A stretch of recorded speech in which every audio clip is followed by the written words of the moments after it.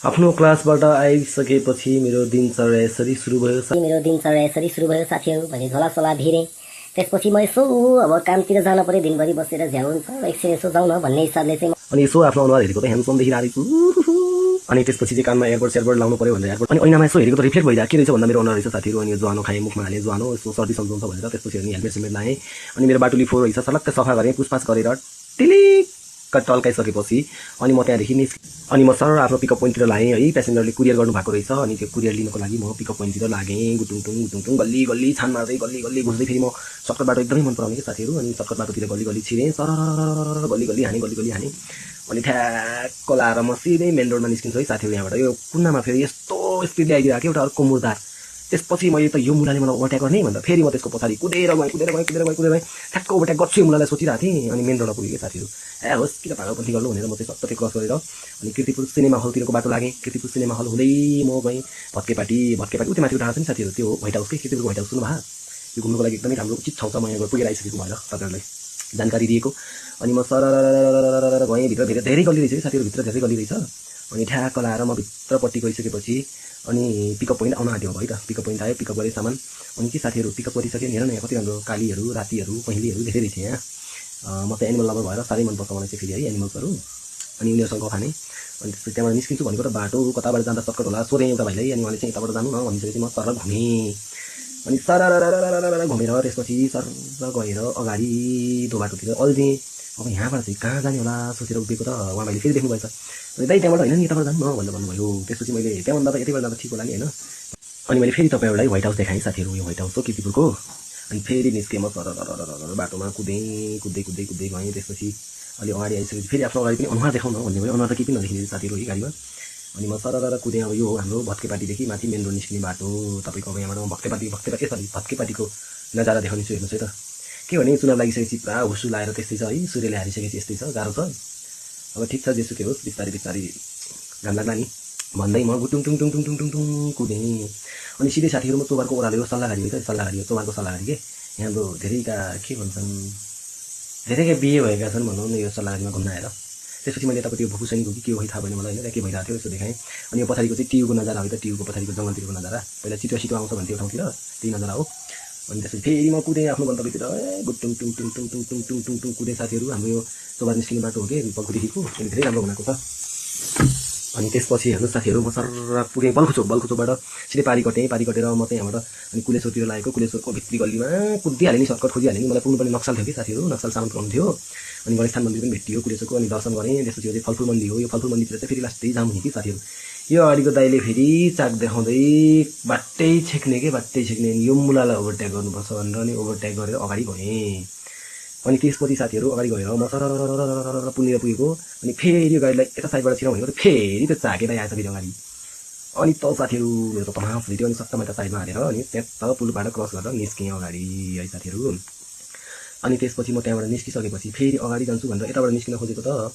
अनि पुलमा चाहिँ अलिकति जाम पनि थियो कि साथीहरू। अनि जामसम्म कटाएर अनि अगाडि निस्किन्छु भने फेरि पुल कटेर जाम थियो। अनि अगाडिबाट कटाउँदै बिस्तारै म सट्ट अनि पुल क्रस हुन आँटेँ। अनि यहाँबाट चाहिँ पुल क्रस भएँ साथीहरू है।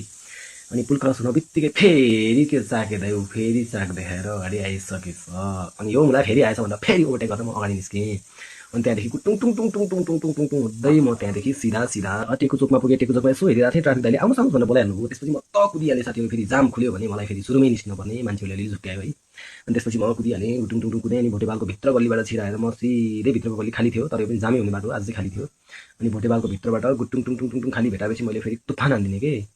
अनि तुफान हानिसकेपछि म ठ्याक्क निस्केँ साथीहरू। अब धरहरा निस्किने बाटो छिरेँ। अनि धरहरा निस्किने बाटो छिरिसकेपछि म चाहिँ अब ठ्याक्कै यहाँबाट धरहरा निस्किन आँटेँ। अनि भित्रको बाटो ठ्याक्क धरहरा निस्केँ। धरहरा निस्किसकेपछि एकचोटि यसो तपाईँहरूले धरहराको नजारा पनि देखाउँ न भन्ने सोच भयो। त्यसपछि मैले स्वाट जुम गरेँ, मान्छे त भर्री रहेछ हौ साथीहरू माथि त हेर्नुहोस् त।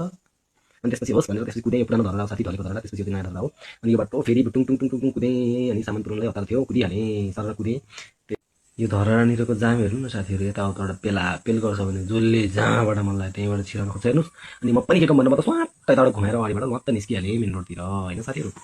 अनि त्यसपछि मेन रोड निस्किसकेपछि पनि तपाईँहरूलाई मैले फेरि धरहराको नजारा देखाएँ। अनि सर धरहराको नजारा पनि सर हेरेँ। त्यसपछि यो टुडी खेलो साथीहरू, टुडी खेल्दै गुटुङ आफ्नै तालमा मजाले कुदिरहेको थिएँ म, मजाले कुदेँ। अनि मेन रोड थियो नि त साथीहरू, मेन रोडमा चाहिँ मजाले अलिकति बढी नै भिड हुन्छ, त्यही भएर अलिकति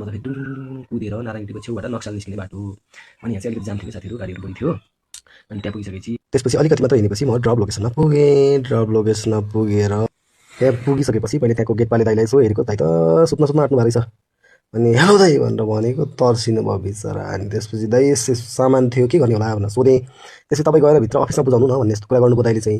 अनि ल ठिक छ नि त भनेर म चाहिँ भित्र गएर अनि सामान बुझाएँ। त्यसपछि म फेरि लागेँ साथीहरू, टुङ टुङ टुङ टुङ टुङ टुङ टुङ टुङ ठुस टुङ टुङ टुङ टुङ ठुस टुङ टुङ टुङ टुङ ठुस हुँदै अर्को सामान मैले खासमा साथीहरू 2टा सामान सँगै पाएको थिएँ कि कुरियर। एउटा नक्साल छोड्नुपर्ने, एउटा चाहिँ के भन्छ टोखा छोड्नुपर्ने थियो। त्यही भएर अनि म चाहिँ त्यहाँ सामान छोडेर अब डबल धमाका गर्नु पऱ्यो सोचेँ कि साथीहरू। अनि त्यसपछि लिएर गएँ। अनि त्यसपछि अब चाहिँ टोखा जाने बाटोतिर पुगिसकेको थिएँ कि।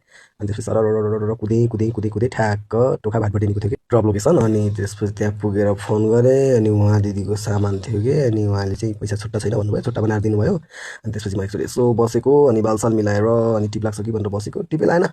अनि होस् भनेर फेरि कुद्दै टुङ टुङ टुङ टुङ टुङ टुङ टुङ टुङ कुदेँ। त्यसपछि हाम्रो टियुको जङ्गल पुगिसकेपछि टियु जङ्गल पो पुगिसकेपछि अनि सरर टियुको चाहिँ यसो हावा खाँदै म कुदिरहेको थिएँ साथीहरू। अनि यतापट्टिको टियुको सबै आजभोलि जङ्गल फाँडेछ कि, फलानीबाट भित्रको झारपात फाल्दैछ। त्यहाँ त हेर्नु साथीहरू, कपाल खोल्सा खाल्सी कुना काप्चा सबैतिर बसिरह भने। अनि यो साइडमा चाहिँ क्रिकेट खेलिरहेको थिएँ केटाहरू। मैले चाहिँ मुर्दारहरू लाज छैन, शरम छैन सोचिरहेको थिएँ कि। अनि फेरि सोचेँ होस् त्यसै गरेर मुलाहरू उमेरमा गर्नु त अनि सोचेँ। त्यसपछि सर हिँडेँ साथीहरू। अनि ठ्याक्कै स्कुल पुगेँ। अनि छोरालाई चाहिँ स्कुलबाट ल्याएँ, स्कुटीमा राखेँ। अनि आफ्नो साथीहरू सबैलाई बाई बाई भन्दै जाउँ, भित्रबाट धेरै आउँछ उसको साथीहरू, म्यामले पनि बाई भन्नुभयो। अनि हामी हिँड्यौँ। अनि सरर हिँडेको त छोरोको आँखा त पसलतिर छिरेछ बा। अनि रोक्नु बाबा रोक्नु भनेर भन्न थाल्यो। अनि त्यसपछि के गर्ने भनेर भने यहाँबाट नास्ता लिएर जाउँ न भन्छ मुलाले। अनि के नास्ता खान्छ भनेको, अनि उताभित्र छिरेर नास्ता ल्याएर अनि रुममा फर्केँ। थ्याङ्क यू साथीहरू, मेरो हावादारी गफ सुनिदिनु भयो।